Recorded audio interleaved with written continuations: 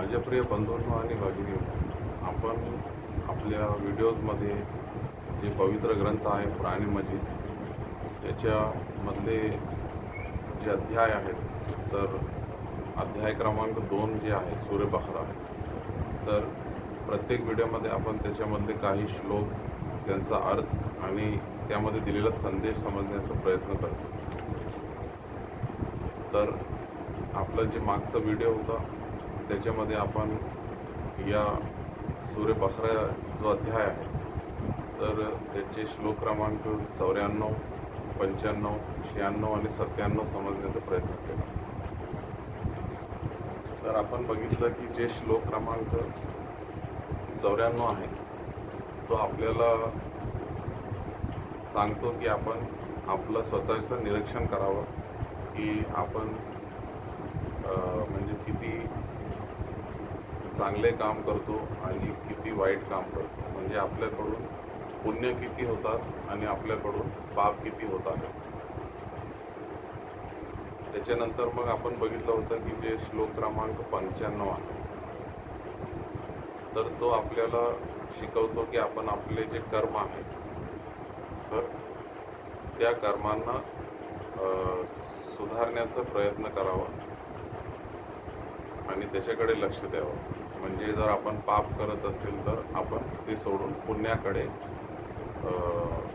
यावं. त्याच्यानंतर ते श्लोक क्रमांक 96 आहे तर तो आपल्याला आपल्या जीवनाचा जो खरा उद्देश आहे तो सांगतो. आणि जे श्लोक क्रमांक 97 आहे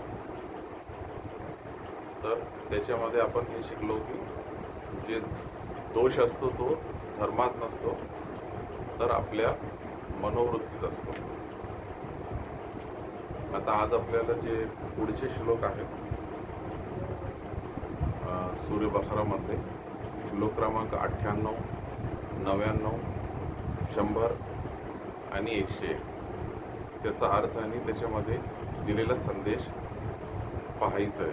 पण या अगोदर जर तुम्ही चॅनलला सबस्क्राईब केलं नसेल तर त्याला लगेच सबस्क्राईब करून टाका, जेणेकरून तुम्हाला अशा प्रकारचे व्हिडिओज लगेच मिळतील.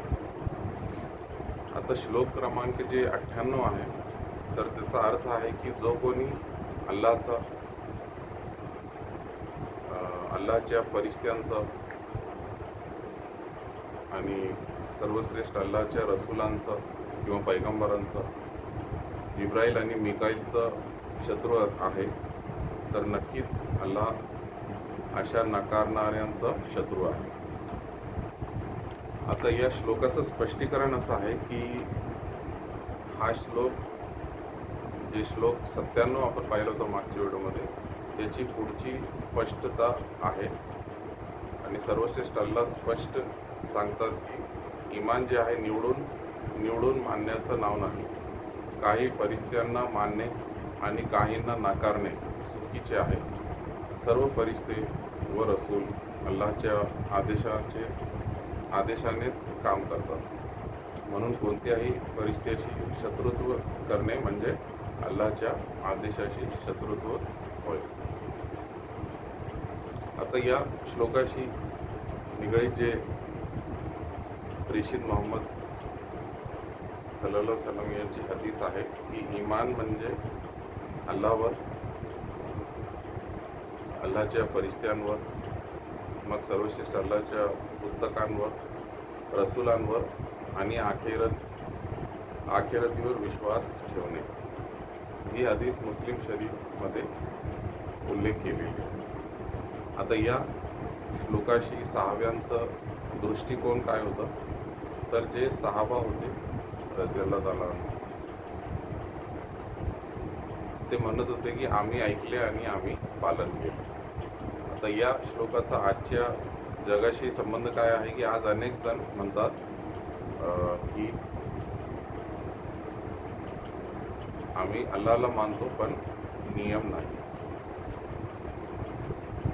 तर हा श्लोक शिकवतो की इमान पूर्ण स्वीकारण्याचे नाव आहे, सोयीचे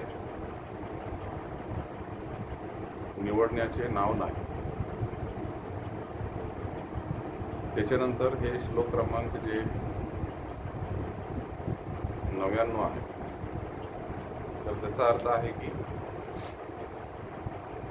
आम्ही तुमच्याकडे स्पष्ट आयती उतरवल्या आहेत आणि त्यांचा नकार फक्त अवज्ञा करणे म्हणजे जे करणारेच करतात.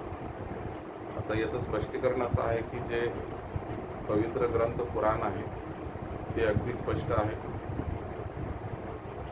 सरळ मार्ग दाखवतो आणि ठोस पुरावे देतो. नकार जे असतो तो अज्ञानामुळे नाही तर हट्ट धर्म आणि बंडखोरीमुळे होतो. आता या श्लोकाशी निगडीत जे हदीस आहे, प्रेषित मोहम्मद पैगंबर म्हणाले, मी तुमच्यात अशी गोष्ट सोडून जात आहे की तिला घट्ट धरले तर तुम्ही कधीही भरकटणार नाही. अल्लाची ती आहे, अल्लाची पुस्तक म्हणजे पवित्र ग्रंथ पुराण म्हणजे ही हदीस मुस्लिम शरीफमध्ये उल्लेख केलेली आहे.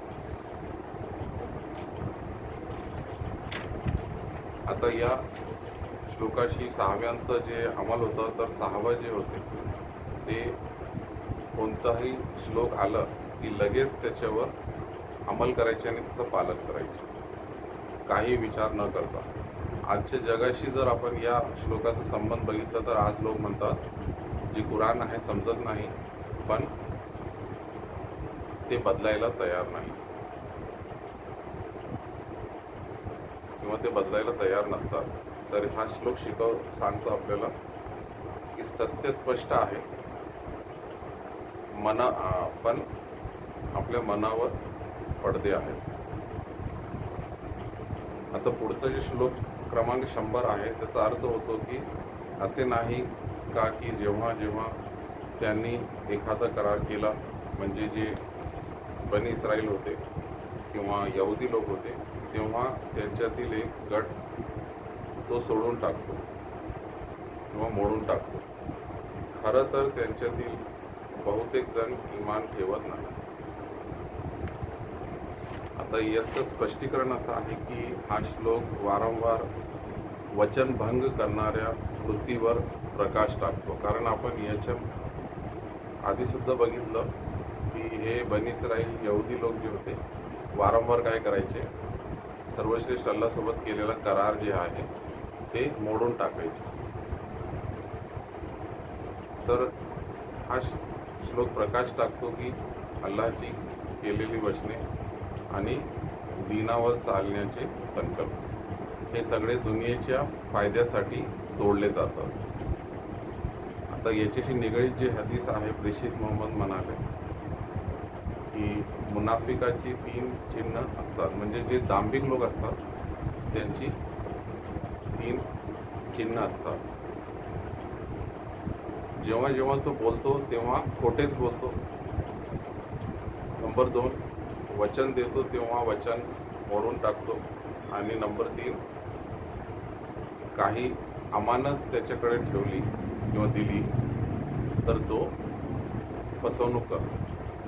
तर ही हदीस बुखारी शरीफ आणि मुस्लिम शरीफमध्ये उल्लेख केलेली आहे. आता या श्लोकाशी सहाव्यांचं जे उदाहरण आहे निगडीत ते आहे की सहावा वचने पाळण्यात आदर्श होते. जरी त्यांना तोटा झाला तरी ते कधीही दिलेलं वचन मोडायचे नाही. आता या श्लोकाचा आजच्या जगाशी संबंध काय आहे की आपण तौबा करून पुन्हा तोडतो आणि नमाज कुराणचे संकल्प कमजोर पडतात. तर हा श्लोक आपल्याला स्थैर्य व प्रामाणिकपणा शिकवतो.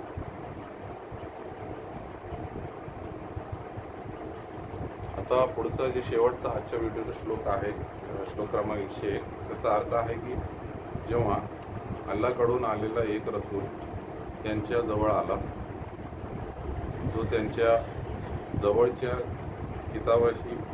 किताबाची पुष्टी करणारा होता, तेव्हा किताब दिलेल्या पैकी म्हणजे जे यहुदी लोकांना जे तौरात जे पुस्तक देण्यात आली होती तर त्याच्यातल्या एका गटाने अल्लाची किताब पाठीमागे फेकून दिली किंवा त्याचा इन्कार केला आणि त्याचं पालन केलं, जाणू काही त्यांना माहितीच नाही. आता या श्लोकाचं स्पष्टीकरण आहे की हे पैगंबर मोहम्मद जे होते यांची ओळख त्यांच्या ग्रंथात आधीच दिली होती, म्हणजे तौरातमध्ये. तरीही अनेकांनी काय केलं, गर्व केलं, हेवा आणि दुनियेचं मोह, त्यामुळे त्यांनी सत्य नाकारले. आता या श्लोकाशी निगडीत जे हदीस आहे, प्रेषित मोहम्मद म्हणाले की ज्याच्या मनात कणभरही गर्व असेल तो स्वर्गात जाणार नाही. ही हदीस मुस्लिम शरीफमध्ये उल्लेख केलेला आहे. आता या श्लोकाशी निगडीत सहाब्यांचा प्रसंग, हजरत अब्दुल्ला बिन सलाम जे आधी यहुदी होते, नंतर त्यांनी इस्लाम कबूल केलं. यांनी सत्य ओळखून लगेच इस्लाम स्वीकारलं, इतरांनी ओळखूनही नकार दिला.